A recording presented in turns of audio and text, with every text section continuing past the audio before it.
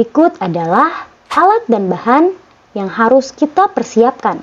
Yang pertama adalah air secukupnya, gelas ukur 1000 ml, kacang hijau, kertas label secukupnya, sendok 7 buah, 1 gram deterjen, penggaris, wadah, kapas secukupnya, gelas 14 buah, serta kertas timah atau aluminium foil.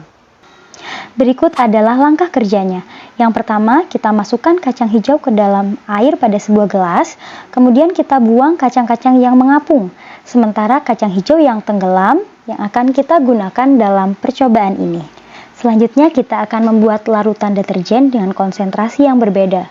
Yang pertama, kita masukkan air ke dalam gelas ukur 1000 ml, kemudian kita tuangkan 1 gram deterjen, kita aduk sampai rata.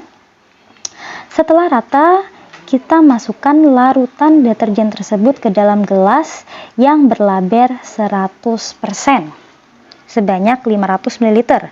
Setelah itu, kita tambahkan 500 ml air ledeng dan kita masukkan ke dalam gelas yang berlabel 50%. Kemudian kita tambahkan lagi air ledeng sebanyak 500 ml, kita masukkan ke dalam gelas yang berlabel 25%.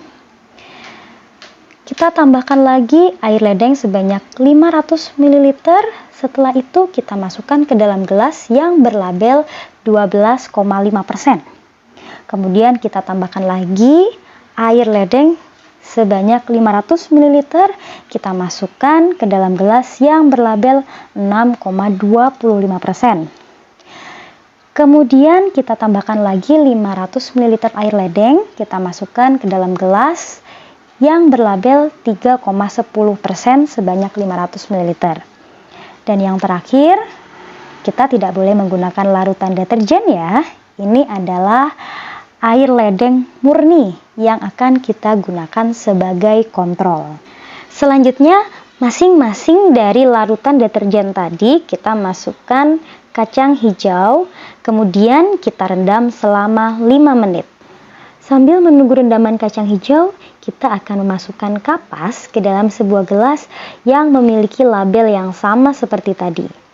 Kapas tersebut akan kita gunakan sebagai media tanam pertumbuhan kacang hijau. Selanjutnya kita akan memberikan larutan ke dalam kapas tersebut sesuai dengan label. Jika air ledeng, maka kita akan memberikan air ledeng. Jika gelas tersebut berlabel 100%, maka akan kita beri larutan 100%. Jika gelas tersebut berlabel 50%, maka akan kita beri larutan 50% dan seterusnya.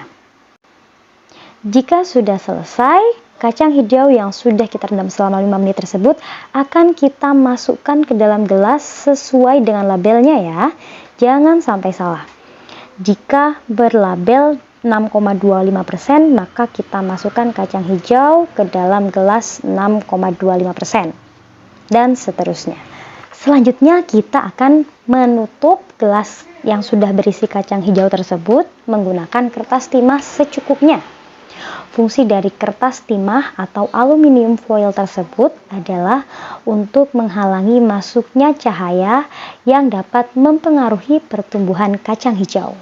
Berikut adalah kesimpulan dari percobaan kali ini adalah pertumbuhan tanaman dipengaruhi oleh beberapa faktor, yaitu faktor dari dalam, gen dan hormon, serta faktor dari luar, yaitu cahaya, suhu, air, media, dan kondisi lingkungan. Kondisi lingkungan memberikan pengaruh terhadap pertumbuhan tanaman kacang hijau. Lingkungan yang tercemar oleh limbah dapat menghambat laju pertumbuhan tanaman kacang hijau. Salah satunya pencemaran air oleh limbah deterjen. Hal ini ditunjukkan dalam hasil praktikum, di mana semakin tinggi konsentrasi larutan deterjen, maka semakin rendah laju pertumbuhan kacang hijau. Sekian dulu percobaan kali ini, sampai jumpa di percobaan yang lain.